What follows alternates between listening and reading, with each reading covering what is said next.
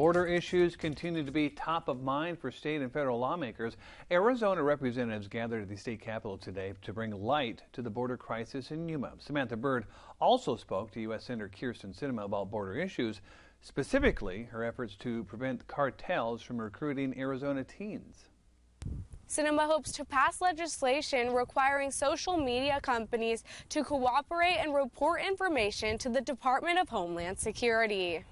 Cartels posting their crimes and recruiting their next members on social media. Recruiting them to act as drivers for these smuggling operations, often to incredibly disastrous results. Sometimes even death. As we know, there have been some high-speed chases in recent months with folks actually dying. Sinema says she's putting a stop to it.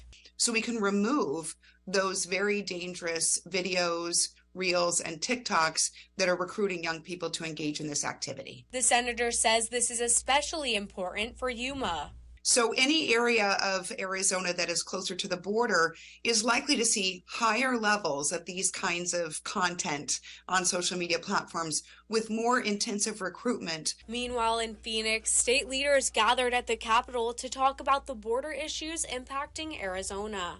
The legislature is focused on empowering law enforcement to stop border crimes by directing resources, forming task forces, and applying pressure on those who are abetting this crisis and denying the disastrous effects it has on our communities. Montenegro says crime, illegal narcotics, human smuggling, and sex trafficking are impacting communities like ours, also emphasizing the danger of fentanyl. The delivery is mixed into the same routes used by the cartels for sex trafficking, human trafficking, drug smuggling, and more.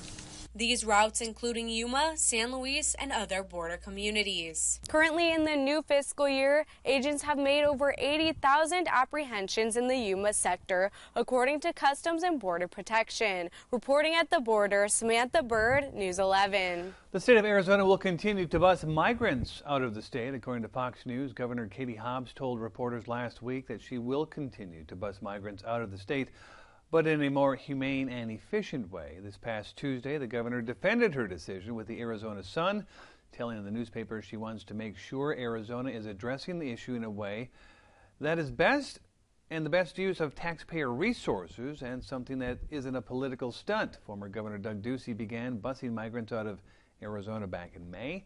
The program was later expanded to include the option of chartered air travel aboard a 737, according to a state contract that was signed on January 14th.